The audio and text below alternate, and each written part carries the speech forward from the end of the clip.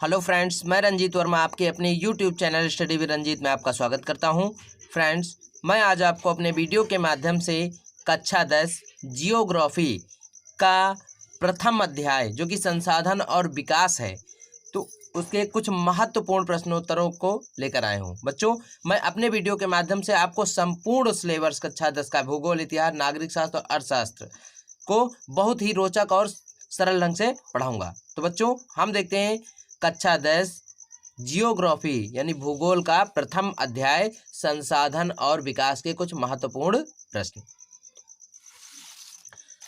तो बच्चों, सबसे पहले हम देखते हैं कि संसाधन, जो हमारा चैप्टर ही है संसाधन और विकास, तो संसाधन से क्या अभिप्राय है, अर्थात संसाधन किसे कहते हैं, संसाधन को परिभाषित कीजिए। ठीक है, तो बच्चों, मैंने ये सिलेबस पूरा प्रश्नोत्तर तौर पर तैयार किया है, जिसके लिए आपको किसी भी सीरीज की आवश्यकता नहीं होगी, केवल आप पढ़ते रहिए इससे। ठीक है, तो यहाँ पर देखते हैं संसाधन से क्या अभिप्राय है, अर्थात संसाधन किसे कहते हैं। तो उत्तर है कि हमारे पर्यावरण में उपलब्ध प्रत्येक वस्तु जो हमारी आवश्यकताओं को पूरा करने में प्रयुक्त की जा सकती है तथा जिसको बनाने के लिए प्रौद्योगिकी उपलब्ध है, वह संसाधन है। ठीक है, संसाधन क्या है कि आप कह सकते हैं कि हमारे पर्यावरण में उपलब्ध हो वह प्रत्येक वस्तु जो हमारी आवश्यकताओं को पूरा करने में प्रयुक्त की जा सकती है, अर्थात प्रयोग की जा सकती है, तथा जिसको बनाने के लिए हम विज्ञान यानी बनाने के लिए प्रौद्योगिकी अर्थात प्रौद्योगिकी की सहायता से उसको नए रूप में हम संशोधित कर सकते हैं, वह क्या है, संसाधन है। ठीक है, बहुत ही छोटा आंसर है, बहुत ही सरल आंसर है।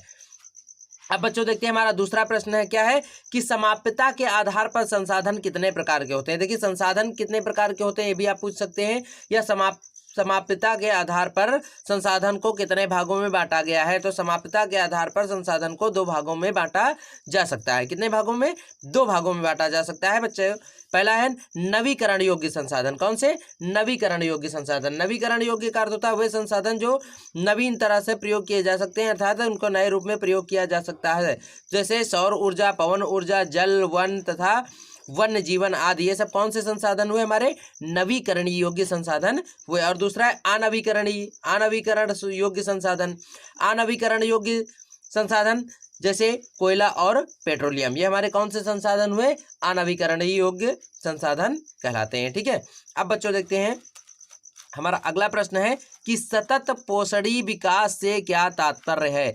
सतत पोषणी विकास से क्या तात्पर्य है, या हम कह सकते हैं कि सतत पोषणी विकास किसे कहते हैं, या ठीक है, तो यहाँ पर देखिए सतत का अर्थ होता है निरंतर। तो यहाँ पर बच्चों हम कह सकते हैं कि सतत पोषणी विकास से क्या तात्पर्य है। तो सतत पोषणी विकास आर्थिक विकास का अर्थ है। यहाँ पर कैसे देखिए बच्चों कि सतत पोषणी आर्थिक विकास का अर्थ है कि विकास पर्यावरण को बिना नुकसान पहुंचाए हो और वर्तमान विकास की प्रक्रिया भविष्य की पीढ़ियों की आवश्यकता की अवहेलना ना करे, उसे ही हम सतत पोषणी विकास कहते हैं। अर्थात निरंतर चलने वाला विकास ही सतत पोषणी विकास कहलाता है, जिसे कह सकते हैं कि विकास की वह प्रक्रिया जो पर्यावरण को बगैर नुकसान पहुंचाए, अर्थात पर्यावरण को कोई क्षति ना पहुंचाए, बगैर ही वर्तमान में विकास की प्रक्रिया भविष्य की आगे आने वाली पीढ़ियों की आवश्यकताओं की अवहेलना ना करें। तो ऐसे पोषणी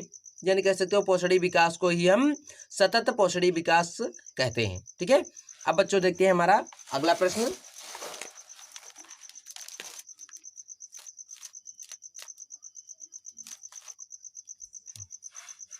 यहां पर हम देखते हैं रियो डी जेनेरो पृथ्वी सम्मेलन कब तथा कहां आयोजित किया गया। रियो डी जेनेरो पृथ्वी सम्मेलन कब तथा कहां आयोजित किया गया, बहुत ही महत्वपूर्ण प्रश्न है बच्चों। तो रियो डी जेनेरो पृथ्वी सम्मेलन जून 1992 ईस्वी में ब्राजील के शहर रियो डी जेनेरो में आयोजित किया गया। कहाँ आयोजित किया गया और कब आयोजित किया गया? जून 1992 ईस्वी में ब्राजील के शहर रियो डी जेनेरो में आयोजित किया गया। अगला बच्चों हमारा महत्वपूर्ण प्रश्न है कि प्राकृतिक संसाधन के रूप में भूमि का क्या महत्व है। तो देखिए, प्राकृतिक वनस्पति, वन्य जीवन, मानव जीवन, विभिन्न आर्थिक क्रियाएं, परिवहन तथा संचार व्यवस्थाएं भूमि पर ही आधारित है, इसलिए भूमि एक अत्यंत महत्वपूर्ण संसाधन है। ठीक है, तो प्राकृतिक संसाधन के रूप में भूमि का बहुत अधिक महत्व है, क्योंकि संपूर्ण प्राकृतिक वनस्पति, वन्य जीव, मानव जीवन, विभिन्न आर्थिक क्रियाएं, परिवहन तथा संचार की व्यवस्थाएं जितनी भी हैं वो सब भूमि पर ही महत्वपूर्ण है या भूमि पर ही निर्भर है। इसलिए भूमि एक प्राकृतिक संसाधन है और इसका बहुत अधिक महत्व है। बच्चों अगला हमारा प्रश्न है कि भारत में भूमि निम्नीकरण क्या है।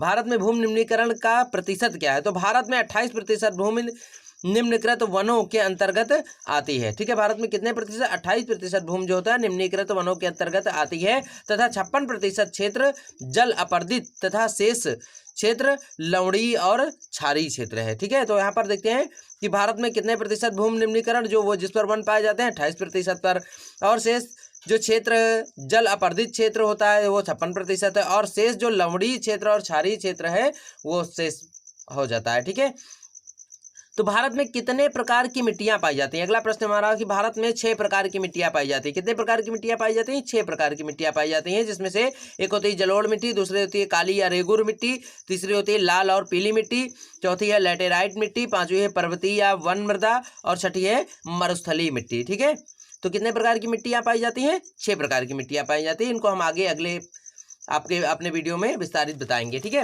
अब आगे बच्चों देखते हैं हमारा प्रश्न है कि मृदा अपरदन किसे कहते हैं। तो मृदा अपरदन में हम देखते हैं कि मिट्टी के कटाव और उसके बहाव की प्रक्रिया को ही हम मृदा अपरदन कहते हैं। यानी जब बारिश होती है तो जो वर्षा का जल होता है वो तीव्र गति से बहता है, जिसके कारण मिट्टी कट जाती है, यानी कटकर बह जाती है, नाली नुमा क्षेत्र हो जाता है। उसी मिट्टी के कटाव और बहाव को ही हम मृदा अपरदन कहते हैं। अब आगे देखते हैं बच्चों हमारा लौह अयस्क किस प्रकार का संसाधन है। तो लौह अयस्क अभी मैंने आगे पढ़ाया कि एक अनवीकरण योग्य संसाधन है। लौह अयस्क किस प्रकार का संसाधन है? अनवीकरण योग्य संसाधन है। अगला बच्चों हमारा प्रश्न है पंजाब में भूमि निम्नीकरण का मुख्य कारण क्या है। तो पंजाब में भूमि निम्नीकरण का मुख्य साधन है कि पंजाब में एक प्रमुख अधिक सिंचाई जो होती है, पंजाब में अधिक सिंचाई ही भूमि निम्नीकरण का एक प्रमुख कारण है। ठीक, क्योंकि वहाँ सिंचाई बहुत अधिक की जाती है। फिर अगला देखते हैं बच्चों, मृदा अपरदन रोकने के कोई 4 उपाय बताइए। मृदा अपरदन रोकने के कोई 4 उपाय बताइए। तो देखिए मृदा अपरदन रोकने के 4 उपाय निम्नलिखित है। जैसे कह सकते हैं नंबर 1 वृक्षारोपण करके ही मृदा अपरदन को रोका जा सकता है। दूसरा है अत्यधिक पशु चराई को नियंत्रित करके मृदा अपरदन रोका जा सकता है। ठीक है, अत्यधिक पशु चराई को नियंत्रित करके, ठीक है, मृदा अपरदन को रोका जा सकता है। और तीसरा है, यहाँ पर हम देखते हैं बच्चों, खेतों की मेड़े जो होती हैं उनको ऊंची करके, क्योंकि जब खेतों के मेड़े हम ऊंची कर देंगे तो जल कम प्रवाहित होता है, जिससे मिट्टी कम कटती है। ठीक है, और ढालों पर सीढ़ीदार खेती करके ही मृदा अपरदन को रोका जा सकता है। तो ये 4 महत्वपूर्ण बिंदु है। अब आगे देखते हैं बच्चों, हमारा अगला प्रश्न है कि भारत में मृदा के वर्गीकरण का संक्षिप्त विवरण दीजिए। देखिए, चाहे वो प्रश्न मैंने अभी आगे पढ़ा है कि मृदा कितने प्रकार की होती है, तो और वही यहीं पर तो भारत में दोबारा पूछ लिया गया कि भारत में मृदाओं का वर्गीकरण का संक्षिप्त विवरण निम्नलिखित है। नंबर 1 जलोढ़ मृदा, दूसरी है काली मृदा, तीसरी है लाल और पीली मृदा, चौथी है लैटेराइट मृदा, पांचवी है मरुस्थलीय मृदा, और छठी है वन मृदा। ठीक है, देखिए नाम परिवर्तित केवल किए गए हैं, बस बाकी प्रश्न वही है। ठीक है, आगे देखते हैं बांगर और खादर मिट्टी को समझाइए। बांगर मिट्टी किसे कहते हैं और खादर मिट्टी किसे कहते हैं। तो यहाँ पर बच्चों हम देखते हैं बांगर मिट्टी कौन सी होती है। तो भारत के बृहत मैदान के पुराने जलोढ़ को बांगर कहते हैं। किसे कहते हैं? भारत के बृहत मैदान के पुराने जलोढ़ों को बांगर कहते हैं। और यह मैदान वह ऊंचा भाग है जहां बाढ़ का जल नहीं पहुंच पाता है, इसलिए और यहाँ की मिट्टी जो होती है वो बहुत ही उपजाऊ होती है। ठीक है, तो इसे हम बांगर मिट्टी कहते हैं। और खादर मिट्टी किसे कहते हैं? भारत के बृहत मैदान के नवीन जलोढ़ को खादर कहा जाता है। यह मैदान का निचला भाग है जहाँ नदियों की बाढ़ का जल पहुंच जाता है, इसलिए यहाँ पर उपजाऊ क्षमता उसकी कम हो जाती है। ठीक है, इसे हम कहते हैं खादर मिट्टी। ठीक है, अगला प्रश्न देखते हैं बच्चों हमारा, भूमि निम्नीकरण क्या है। तो पेड़ पौधों तथा फसलों की वृद्धि के लिए आवश्यक प्राकृतिक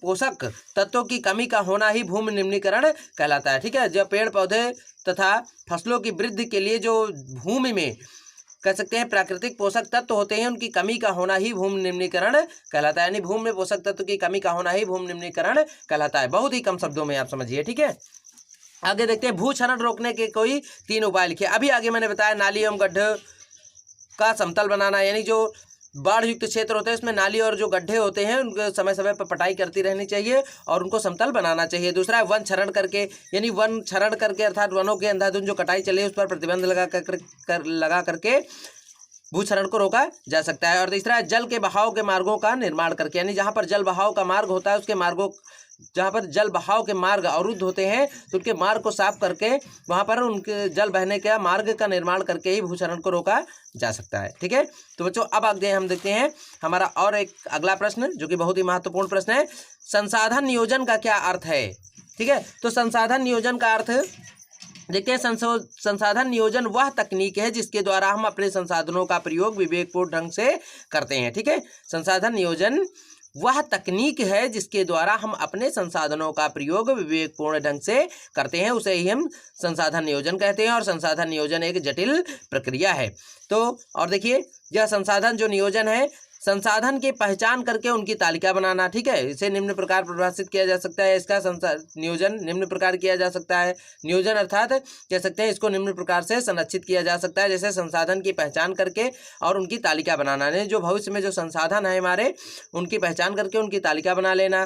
ठीक है, दूसरा है संसाधन विकास योजनाएं लागू करके उन योजनाओं का ढांचा तैयार करना। ठीक है, उनको सुसंगठित रखने के लिए ढांचा तैयार करना। और तीसरा है संसाधन विकास योजनाओं और राष्ट्रीय विकास योजना का समन्वय करके। ठीक है, संसाधन विकास योजनाओं का और राष्ट्रीय विकास योजनाएं, इन सबका समन्वय करके ही संसाधन नियोजन किया जा सकता है, अर्थात संसाधनों को संरक्षित किया जा सकता है। अगला और सबसे महत्वपूर्ण प्रश्न है बच्चों की, 3 राज्यों के नाम बताइए जहां काली मिट्टी पाई जाती है और यहाँ कौन सी फसल अधिक उत्पादित होती है, यानी कौन सी फसल अधिक पैदा होती है। तो महाराष्ट्र, गुजरात और मध्य प्रदेश, ये 3 राज्य जो हैं यहाँ पर काली मृदा पाई जाती है। और काली मृदा कपास की मिट्टी के लिए बहुत ही उपयोगी होती है, इसलिए इस मिट्टी को काली कपास मृदा के नाम से भी जाना जाता है। ठीक है, तो बच्चों हम अपने इस वीडियो को यहीं पर विराम देते हैं और अपने अगले वीडियो में कुछ अन्य महत्वपूर्ण प्रश्नों के साथ पुनः उपस्थित होंगे। तो इसलिए पार्ट 2 देखने के लिए बच्चों, यदि अभी तक आपने हमारे चैनल को सब्सक्राइब नहीं किया है तो सब्सक्राइब करके बेल आइकन दबाना न भूलें, जिससे मेरे महत्वपूर्ण वीडियो आपको मिल सके। धन्यवाद।